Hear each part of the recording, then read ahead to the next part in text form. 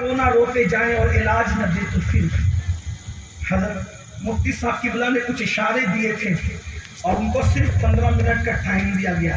اگر ان کے پاس اور ٹائم ہوتا تو وہ ضرور اس سے بہتر باتیں کرتے جو میں ان کی بات کو آگے بڑھا رہا ہوں. نمبر 1، پڑھاتے بھی اس کا نقصان ہے. بیٹیوں کو بھی نہیں پڑھا رہے، بیٹوں کو بھی نہیں پڑھا، اور کچھ بیٹیاں پڑھنا بھی نہیں چاہتی، کچھ بیٹے بھی پڑھنا نہیں چاہتے.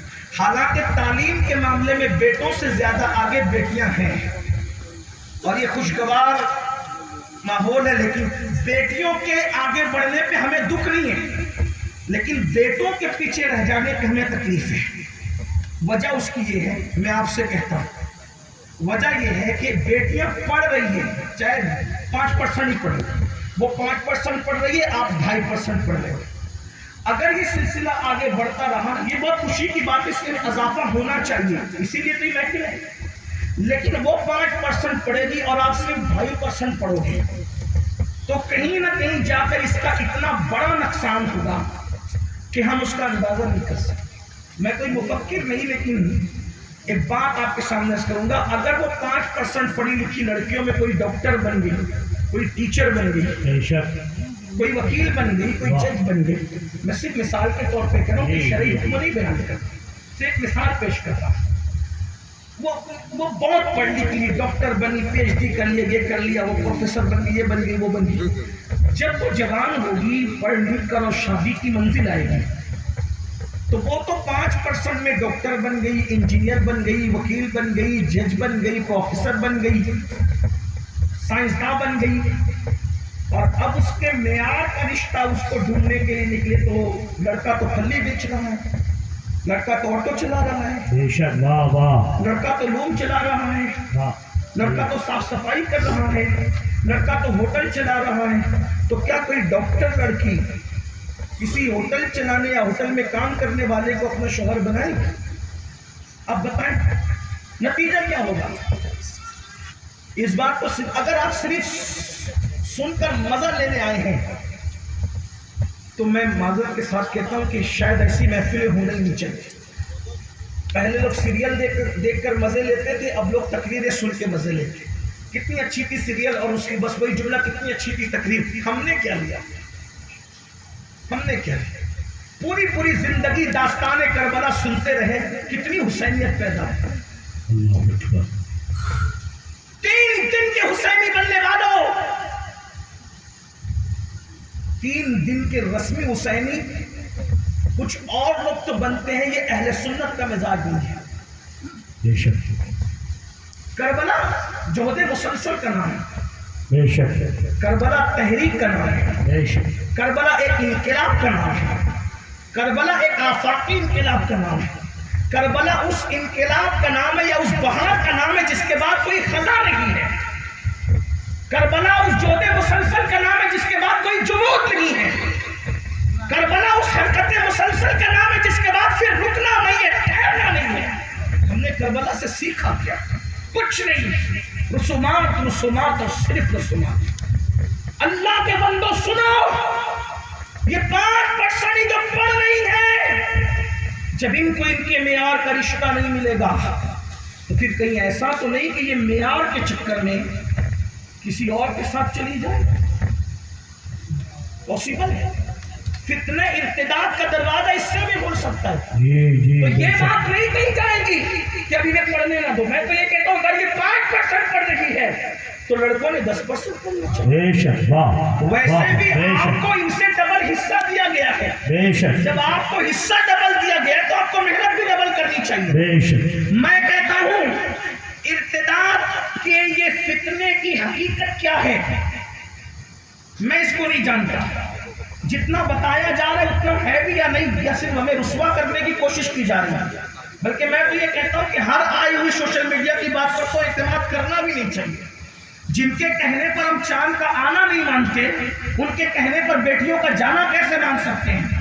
ہمیں تحقیق کرنا چاہیے. ہو سکتا ہے لیکن چند بھی اگر گئی ہیں تو ہماری دکھ کی بات ہے.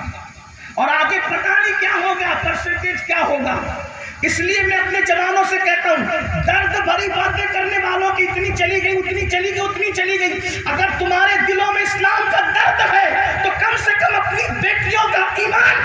کے لیے خود بھی پڑھو اور اپنی بیٹیوں کو بھی پڑھو، واہ واہ واہ سبحان اللہ، تاکہ آپ ان کے معیار کے مطابق جب اپنے آپ کو بنا سکو۔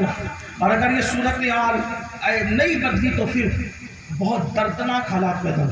اب بچے پڑھ کیوں نہیں رہے؟ بہت سے ماں باپ پڑھانا چاہتے ہیں، بچے پڑھتے ہیں، بعض جگہ تو ماں باپ ہی نہیں پڑھانا چاہتے ہیں، بعض جگہ بچے پڑھنا چاہتے ہیں، ماں باپ پڑھاتے نہیں ہیں۔ ایک بات آپ سوچ رہے ہوں، کبھی کبھی وہ یہ کیوں نہیں پڑھ پاتے؟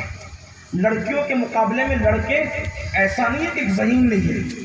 پہلی بات تو یہ ہے کہ ماہرین کا کہنا یہ ہے ماں کے پیٹ سے کوئی ذہین پیدا نہیں ہوتا، اور نہ ماں کے پیٹ سے کوئی کند ذہن پیدا ہوتا ہے۔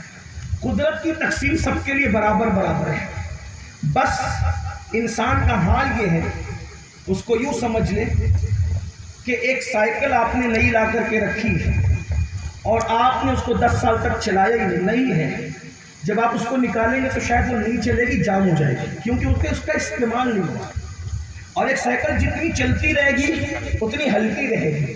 اس کو یوں ہی قیاس کر لیجئے کہ دماغ جتنا استعمال ہوتا ہے اتنا زیادہ وہ تیز ہوتا ہے، اتنا زیادہ وہ کام کرتا ہے اور ماحول اس کو متاثر کرتا ہے۔ ورنہ قدرت کی تقسیم سب کے لیے برابر برابر، قدرت نے سب کو نوازا ہے، بس اس کا استعمال لوگ۔ آپ سے پوچھتا ہوں، لوگ کہتے ہیں یار بدھو ہے میرا بیٹا پڑھتا نہیں، وہ بدھو ہے اور پھر اس کو یہ اسمارٹ موبائل چلانا کیسے آتا ہے؟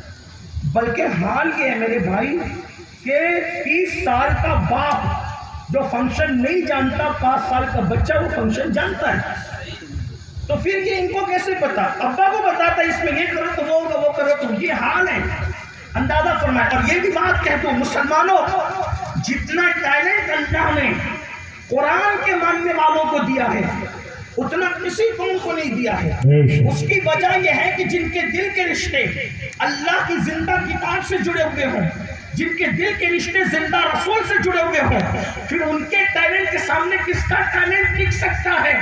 لیکن اللہ اکبر اپنی صلاحیت کو جوؤں میں، شراب میں، نشے میں، اللہ اکبر لڑکیوں سے ناجائز تعلقات میں جو صرف کر دے وہ کیا پڑھیں گے لکھیں گے؟ آج کہیں شعوری اور کہیں لاشعوری طور پر نشے کو ہمارے جوانوں کے درمیان پروموٹ کیا جا رہا ہے۔ تم پڑھ نہ سکو، آگے بڑھ نہ سکو۔ نوجوان لڑکوں کے درمیان جو پڑھے لکھے ہیں ان کو نشے کا عادی بنایا جا رہا ہے۔ لوگ کہتے ہیں علماء اداروں کے مخالف ہے، کوئی عالم اداروں کا مخالف نہیں ہے۔ جو واقعی عالم ہوگا وہ کسی ادارے کا مخالف کیسے ہوگا؟ اداروں میں پھیلی ہوئی بدنظمیاں، جرائم، گناہ، بد اخلاقیاں، بد تہذیبیاں اس کے مخالف ہیں۔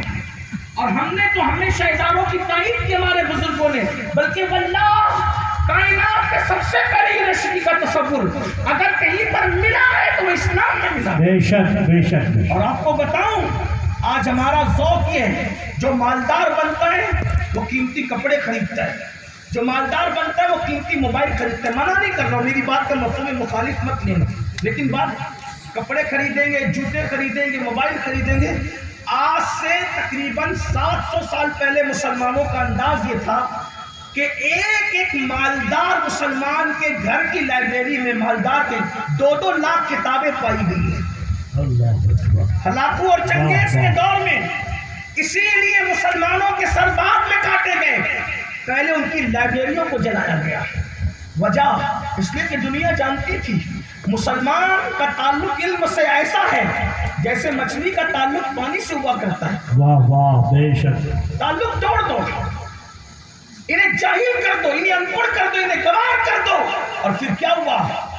لائبریریاں جلا دی گئی، کتابوں کو دیواروں میں چن دیا گیا، اور اس کے بعد رہی صحیح کسر اس سے پوری کی گئی کہ ذہین بچوں کو جرائم پیشہ بنا دیا گیا۔ اب دیکھا جاتا ہے باضابطہ طور پر کچھ ظالم ایسے ہیں کہ جو بچے ذہین ہیں ان سے دوستی کرائی جاتی ہے، ان کو نشے کا عادی بنایا جاتا ہے۔ ہمارے معاشرے میں دیکھو، اداروں میں دیکھو، اب جو نشے میں ڈوبے گا وہ کیا پڑھے گا؟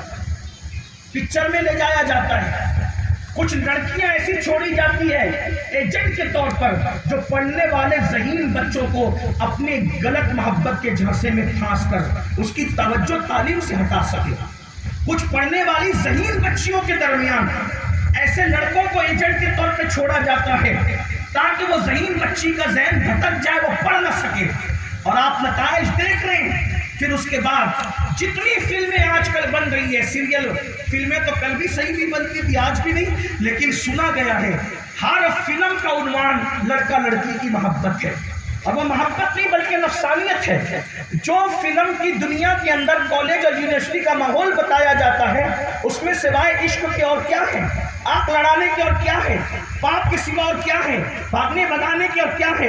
لیکن نوجوانوں کو یہ سوچنا چاہیے کہ ہماری زندگی 3 گھنٹے کی فلم نہیں ہے، بے شک واہ، ہمیں تو ہر پل جینا ہے، ہمیں تو لوگوں کا سامنا کرنا ہے، ہمیں تو زندگی گزارنی ہے۔